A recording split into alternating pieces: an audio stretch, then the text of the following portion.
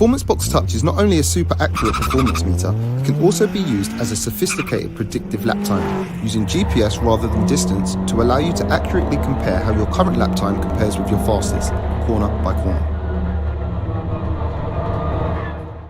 Quick and easy to install, it automatically identifies the circuit you are driving on and loads the relevant track maps from our extensive database. Using a performance box for the first time, VW Classic Championship racer Dan Rose talks us through how he benefited from the system's bright delta speed LEDs on track. Yeah, a few times you'd go in and basically it would come up green, so you thought, yeah, and then mid-bend it was really sort of pushing on a bit, and you'd come out and you was red, so you had to get the balance right of going in and getting the green going in and the green coming out, so you knew that was the best way through there. Using a lap timer mode, Dan was able to monitor how modifications to his car affected his performance on track. Like changing the roll bars, we could see that we're a couple of seconds slower straight away and that certain areas it's not working. And then when you flick back, it's working and it shows up on the times and also in your sectors. So the predictive lap times really work.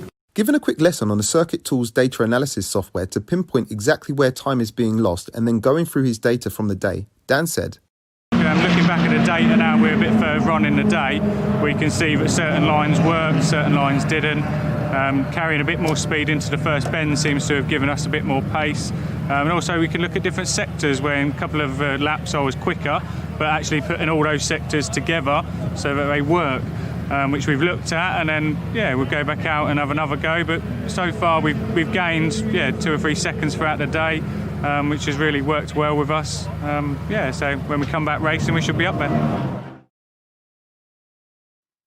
Hi, Chris Dawes here. I've stepped away from the commentary box for a change and I'm in front of the camera because this time I'm talking about my business, Open Doors Training.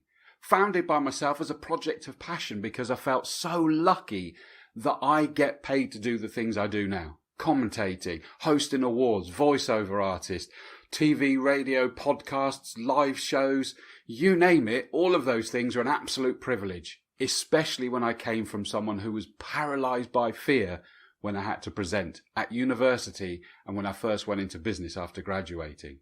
But thankfully, I got accused of making IT entertaining when I was in my sales and marketing role. I know, not that easy, but I'm proud of that one. And that's what really was the trigger, enabled me to carry on with all the different things I do now.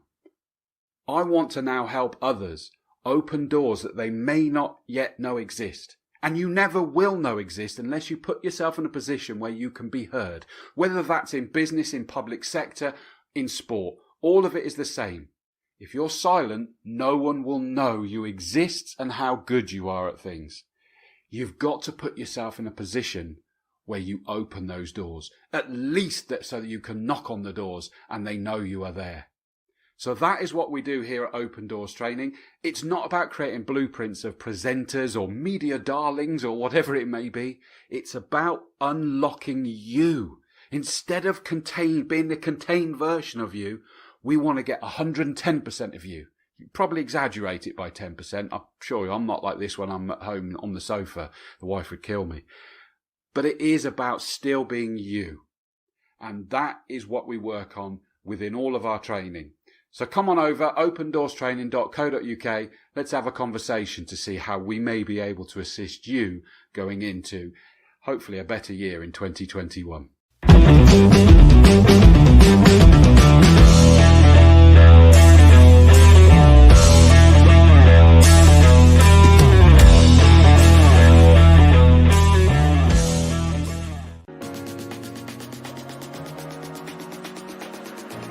So my name's Tom Ingram. I'm competing in the British Touring Car Championship with Team Toyota GB. So the BTCC is one of the toughest championships around. There's so many quick drivers.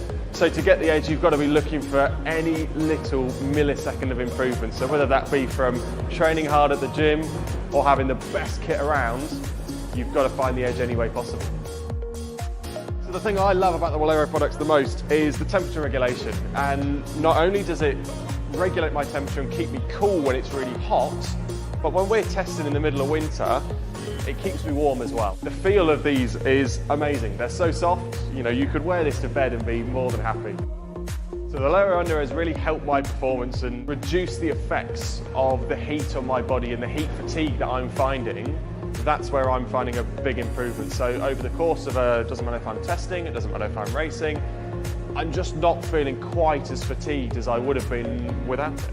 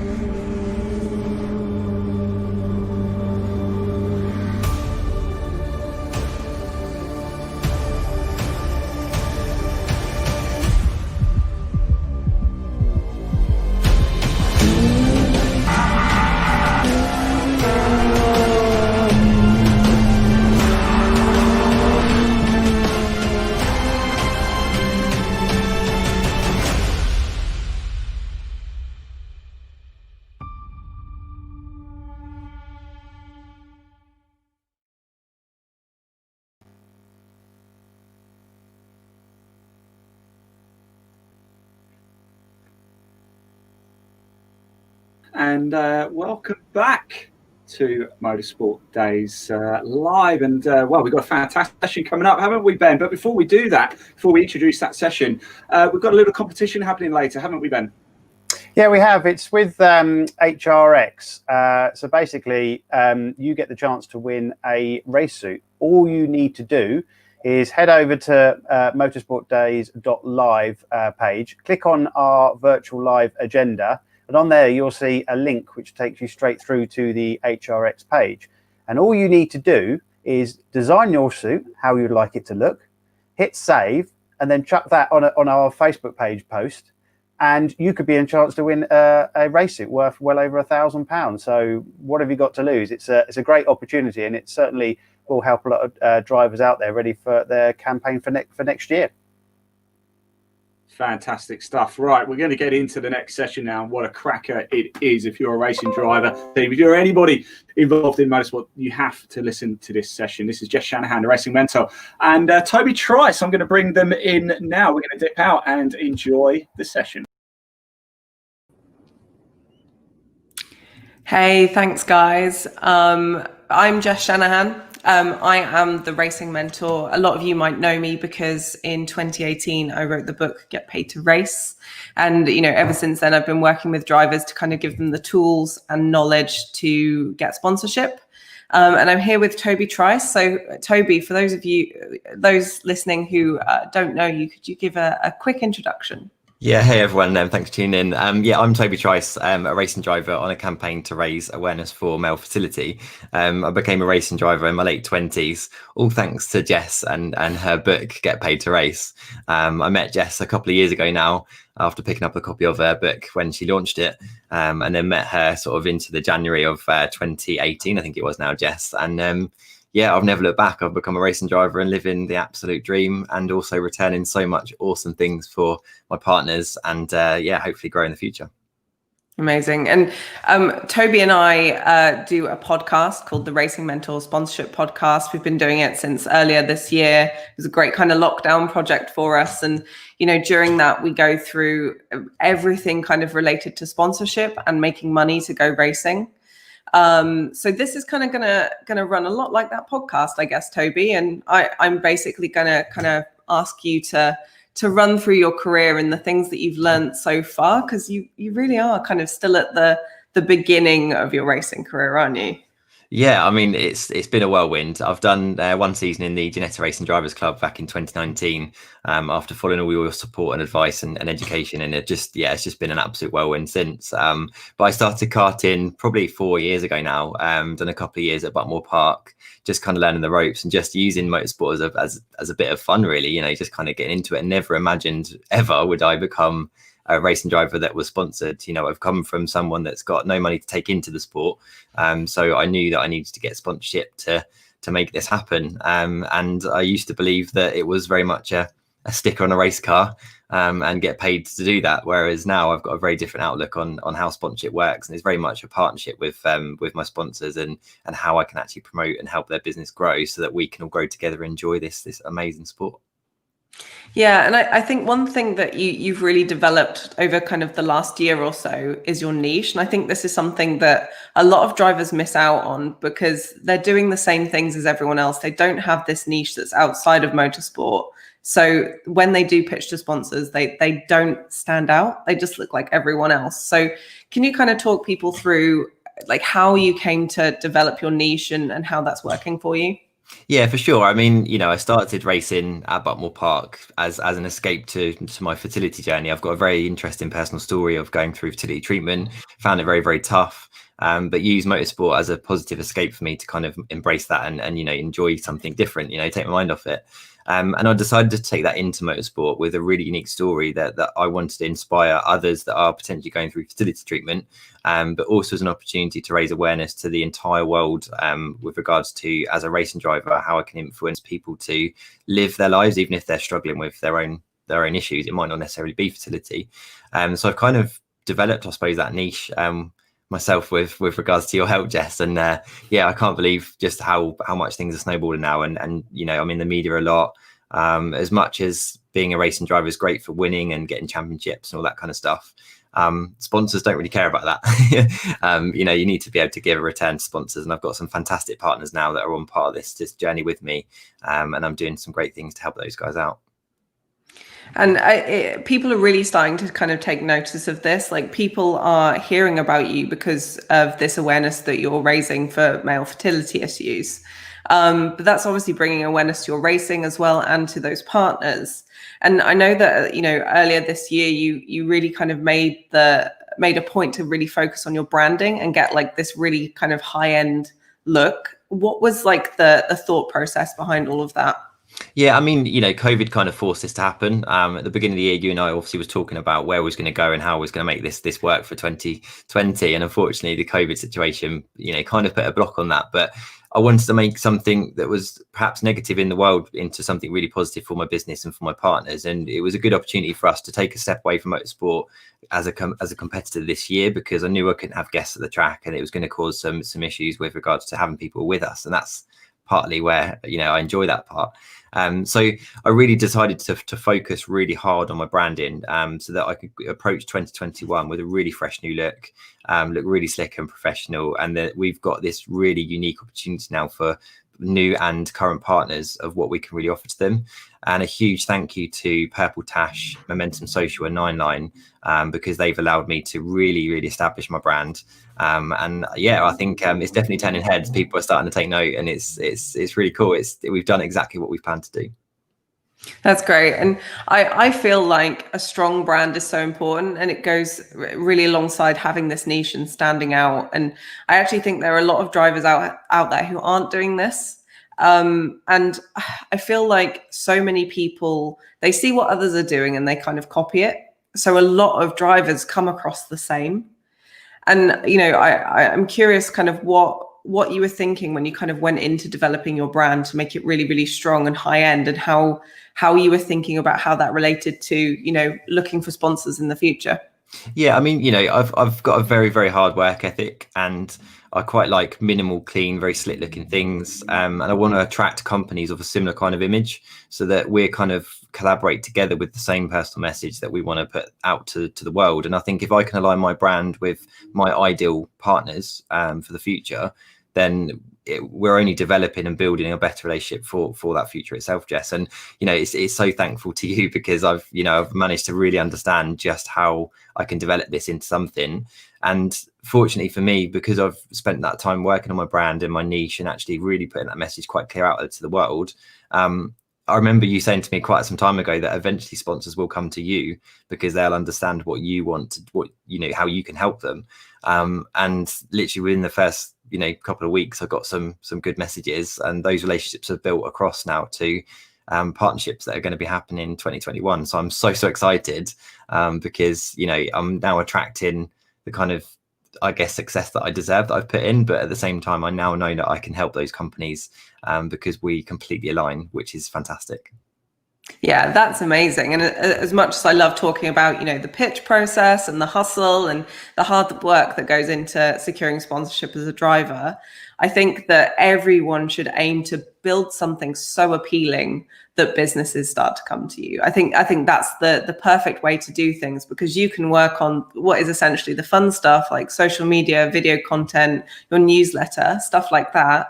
And people, they stand up and they pay attention to you then.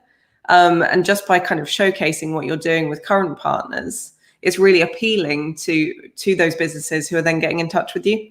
Yeah, it's so exciting, and I know I can help them companies, right? So yeah, it's so exciting. I'm looking forward to the future and many years left of racing, let's hope. Absolutely. So one thing that I always get asked a lot on the Racing Mentor Facebook community and over on Instagram and other channels is, how do you find the right sponsors to approach? So, people approaching you aside, that's obviously the dream. But when you're going out and thinking, right, I need to go and secure some sponsorship, how do you identify the right companies? Yeah, it's a really good question, Jess, actually. I think, many drivers do actually just look at, okay, who's spending money in motorsport? How can I get their money, et cetera, et cetera. And they look at big companies and, just almost, just cast a net across and just hope that people are going to eventually come to them. But the way I kind of search and look for sponsors is that I do a lot of research with regards to the kind of companies I want to work with, the ones that I know I can help, and I research their goals and make sure that I really understand that business. There's a long process in terms of when I'm sort of researching sponsors and how I find them. And there are companies that I've seen before that I think could be a great sponsor, and I've delved into them a little bit more and actually realized that perhaps they wouldn't be a good partnership with myself based on my niche and my brand. So I really focus the time on research so that I understand that business, I understand where they want to go, and I understand that I'm involved with their niche. And the conversation is much easier then to talk about a partnership and actually how you can help them, rather than just going, hey, can you sponsor me because I'm a racing driver? And that's exactly what it comes down to, isn't it? It's about offering that value to these businesses. So it's not just a sponsorship. They're not supporting you just because you're doing great things. They want to know that they're going to get something out of a partnership at the end of it. It's going to affect their bottom line or, increase brand awareness in some way. So let's talk about researching sponsors and how you find out what their goals are, because I feel like once you know what a business is trying to do, it's so much easier to tell them how you're going to provide value to them. So what's your kind of process of doing that research, Toby? Yeah, so I look across, Google's amazing, for sure. There's so much you can find on Google. You can look on, news reports and social media posts and things like that. LinkedIn's fantastic now these days because a lot of companies are really promoting themselves through there, and obviously the people that work for those companies and the decision makers are also quite sort of self-promoting. So quite quickly you can find out and establish what particular goals are with that business. And then I just jot it all down and just sort of, create a spreadsheet and just jot it all down and understand that information. And then I start reaching out if I feel that that's quite a good potential partner for me, that I know that I can help that particular company. I then just say, hey, how are you? And just kind of introduce myself, get talking without the agenda of actual sponsorship, more just to understand and be really interested in what that company's doing. And then the conversation just goes from there, really, Jess. I mean, it's quite an organic thing, I think. Yeah, and I think this is actually a step that so many people miss out.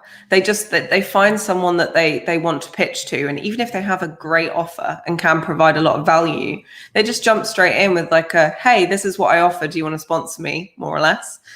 Whereas I think that, this relationship building stage of just having that conversation first before you ever pitch, not only does it give you the chance to find out more about that sponsor, so when you do pitch, you have more information, but they're also going to be more willing to listen to what you have to say. So, what is kind of your process of getting in touch with people and chatting? I know you're very kind of communicative. You love talking to people, but what's kind of the thought process behind that? How do you kind of sit down and go, right, I'm going to open up a conversation with this person and see where it goes? Yeah, I mean, obviously you've done your research and you understand that business to a point, and you know that they're kind of aligned with you. So whenever I'm then approaching a company to open a discussion, I go with genuine interest. I'm really, really interested in that company because I've invested some of my time researching them, understanding them. I've then looked at, I think I can help this company, and I get really excited by that. And that, I think, going with that sort of genuinity and that passion behind you, when you then start that conversation, it's far, far easier. And I just ask questions just like, what's your challenges? What are you struggling with at the moment? How are things going? And one of my partners that I secured this year, one of their challenges was that they create marketing material for various companies, but they absolutely have a love and passion for motorsport. And I didn't know that until I started talking to them. But their business and brand did quite align with me. So when we started having conversations about where they want to go and how they want to get involved in motorsport, it was such a great conversation. I was so like, oh my God, I can help you. This is awesome. And straight away you've got that great partnership together, and things just naturally grow. So that's kind of pretty much how I approach it, really. But Jess, it's been thanks to you and your book. It's been an amazing journey.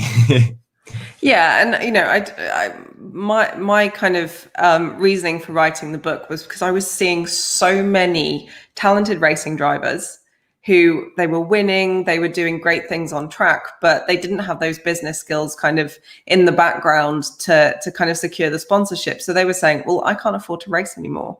And that was heartbreaking to me, and it still is heartbreaking to me. So that's kind of, the reason for writing Get Paid to Race. And it's so nice to hear from people like you, Toby, and hearing those success stories. And, you're not the only one. And I'm really, really proud that, there's all of these people kind of within my motorsport family and within the racing mentor community who are finding success like this. And just before we kind of move on, maybe we'll tell people a bit more about the podcast, but I just want to give a few kind of like tips on pitching and relationship building, because I think this is something so vital. And I think we actually talked about this on the podcast recently, is that one of the great ways to kind of get in touch with people is on LinkedIn. And it's such an underused tool. Like, we've both had great success with sponsorship on LinkedIn. And one thing that's really, really working for me at the moment, just as kind of an opener, is first off, be really, really genuine. But I also think like, a really simple opener that has no agenda, like you kind of talked about just then, Toby. But I've been finding lots of success with just asking, hey, what are you focusing on at the moment? Because it kind of gives people the chance to talk about themselves, but they can tell you about their business if they want to as well. So it doesn't sound like it's an opener ready for, a sales pitch. Obviously, because you're quite good at this, Toby, it comes quite naturally to you, but I know it doesn't come naturally to every driver out there. So there's like a quick tip for anyone who's kind of looking to start this relationship building kind of process, but doesn't really know how to do it.